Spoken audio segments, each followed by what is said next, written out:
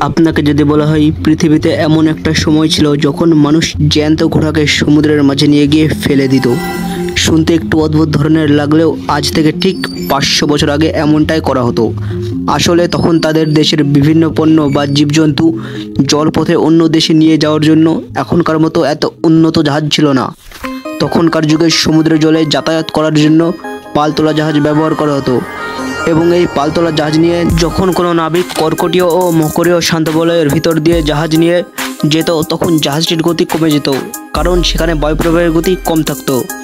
অর্থাৎ জাহাজগুলি যেহেতু তখন পালতোলা ছিল এবং এই জাহাজগুলি বাতাসের গতির সাহায্যে চলতো, তাই সেখানে বাতাসের গতি কম হয়ে থাকার কারণে জাহাজগুলো প্রায় স্থির হয়ে যেত।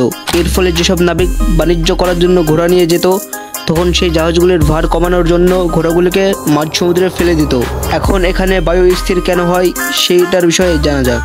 কর্কটীয় ও মকরীয় উচ্চচাপ বলয়ে অন্তর্গত 25 ডিগ্রি থেকে 35 ডিগ্রি অক্ষাংশের মধ্যবর্তী অঞ্চলে শীতল ও ভারী বাতাস উপর থেকে নিচে নেমে আসে, ফলে বায়ুর কোনো অনুভূমিক বা সমান্তরাল প্রবাহ লক্ষ্য করা যায় না এবং এই কারণে এক প্রকার শান্তভাব বজায় থেকে যায়।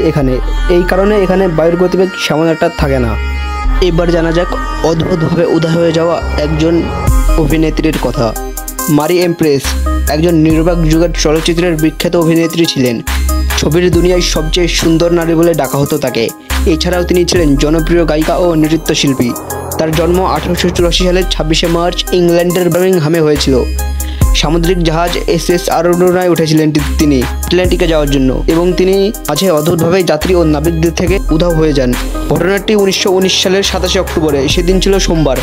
আমেরিকার নিউ ইয়র্ক সিটির কার্নাড লাইন জেটিতে নোঙর করলো আরোনা আটলান্টিক মহাসাগর পাড়ি দিতে জাহাজটি যাত্রা শুরু করেছিলেন 11 দিন আগে।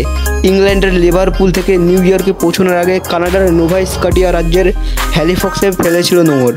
ভিআইপি সাধারণ যাত্রী ও অভিবাসীতে ভরা জাহাজটি সবচেয়ে আলোচিত যাত্রী ছিলেন 35 বছর বয়সী মারি এমপ্রেস। কিন্তু নিউ ইয়র্ক এসে দেখা গেল যাত্রীদের সবাই আছেন শুধু তিনি ছাড়া।